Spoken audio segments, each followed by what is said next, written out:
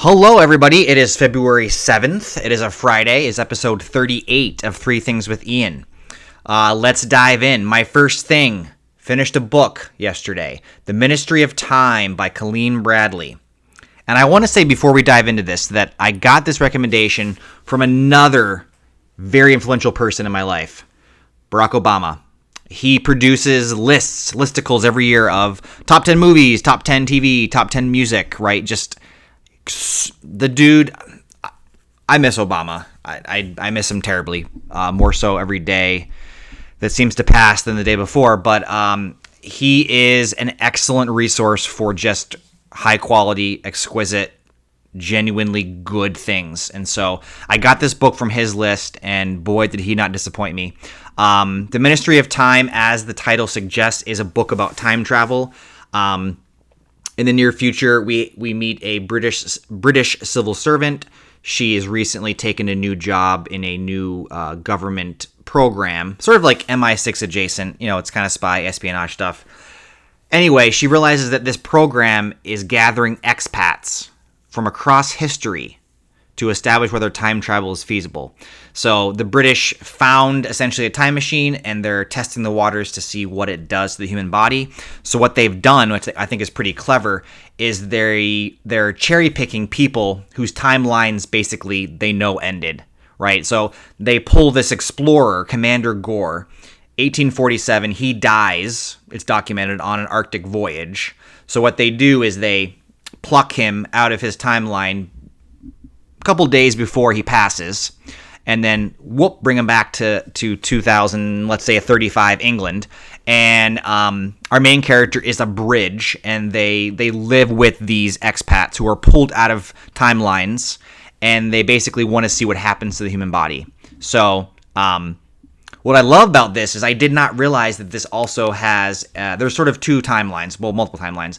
We learn more about Commander Gore's doomed expedition in the Arctic. He's an actual person, a la Shackleton and James Cook. He's one of those just incredible explorers who is up against he was tested. The indomitable will of the human spirit. He was tested. He his mission is able to befriend a few Inuits, but unfortunately there's just not enough food, and there's some horribly cold summers, and they're trapped in the ice. So his timeline ends, so he's plucked into the new timeline, and over the next year, the bridge and him kind of explore what it means to be, plucked out of your timeline. He learns about Spotify, washing machines, all these different things. So there's some comedic elements, but ultimately this is about who controls time. Let's just say that the Ministry of Time is not necessarily a very altruistic corporation, government ministry, and so things unfold, people fall in love, and then there's mystery, and there's some gun battles at the end, and you really understand kind of like what it means if somebody controls time. So I thought this was an excellent book. I could not put it down. It's one of those books where I felt compelled to read and read. So The Ministry of Time on a lot of top 10 bestseller book lists. An Obama pick. I recommend it very highly. Super awesome book. The timeline thing, they do impeccably well, I think. My number two thing is kind of something I've been mulling over in my head a little bit. I keep hearing, I've heard it from a couple different sources, podcasts, internet, whatever, that apparently there's a group of people that when they read, they don't visualize the thing. So if they're reading about a red apple, in their head, they're just seeing the word red apple. They're not seeing the actual image. And this kind of blew my mind because when I'm reading, at least for me, I have the visual characterizations along with what I'm reading. And so I kind of find it strange that for, I guess, a lot of people, a high percentage, when they're reading, there's no video going on. They're just reading the words. And so I got to do a little more digging into this because it's kind of blowing my mind. This might explain why some people just don't find reading enjoyable.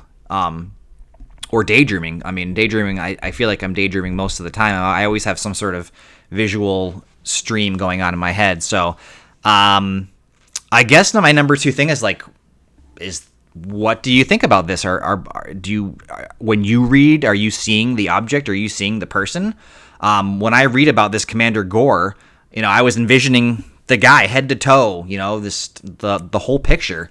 And so I've always felt like reading is basically like the best version of a movie because you're in control of it, and it's just like you're being fed this incredible story, and you can just go along with it. But I don't know if this is a thing. I guess it's a thing, but I kind of want to hear from you guys about it. My last thing is, and I'm not interested in talking about necessarily COVID per se, but I was thinking to myself, I was having a conversation with somebody, and I was like, we really didn't learn anything in terms of like anything really,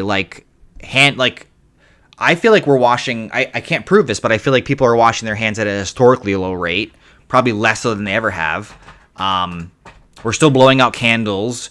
We're still, there was like this thing where you shake your hands with your elbow or something. That I've never seen that. It's kind of, if you blink, part of me is like, I don't even think about it anymore. Like we've just so severely moved on. We've just bifurcated that those 3 years, and we just moved on, and I feel like it's one of those things where a lot of smart people said, okay, things are going to change, right? There's a line in the sand. There's a stake implanted that people are going to be so much better about hygiene and cleanliness and blowing out birthday candles and all these things where we're just projecting spittle and spit. Like those are going to go away, and everything's going to change, and this is just going to be a marker of like us as a society just evolving and expanding our understanding and acceptability with germs and things like that. But I sometimes go back to this when I'm just like bored. I just think about like, no, it happened, and there's just it was a chapter of history that we closed the book and we just moved on. Not even to begin to talk about the massive loss of life and just all that stuff, just in terms of like how we carry ourselves day to day and think about sickness and health. I feel like it's one of those opportunities where we're just the same. We're just 4 years older. We're not 4 years wiser.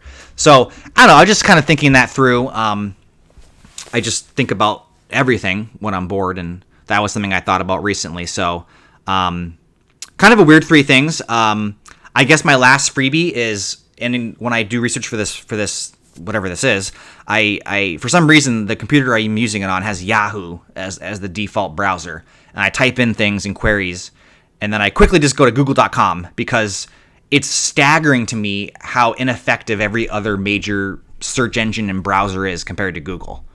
It's just one of those things where I'm constantly stupefied by anybody who would try to do anything that's not Google, Bing and all the other things. It's like, I can't believe how I'll type in something as simple as like 2025 playoff bracket, and on Google I get it right away. Like it understands me, or at least, I mean, it's not a real thinking machine, but I feel like it does. But I go in as something else, and it's like just text, or it's like 2024 or a previous year. It's just like completely outstandingly wrong. So that's an extra little bonus thing. Like, no one caught up. No one made a thing that's almost as good as Google. It just seems weird to me. I'm not really, a computer guy, so I'm sure somebody could explain exactly what's going on. But anyway, that's just an extra bonus thought because I feel like I kind of meandered a bit. So anyway, Ministry of Time by Kaliane Bradley. I picked it. Obama picked it. You should read it. It's excellent. Soon to be a movie. It's one of those things that I'm sure it's been sold. My next thing is, when you're reading things, are you not visualizing what you're reading? Are you not seeing that apple? Weird. And then my third thing, COVID. Have we learned nothing? Are we doomed to repeat the past? Give me some hope here. Feeling kind of hopeless right now on that front. So anyway, I'll talk to you guys later. Have a great day and be good to yourselves. Bye.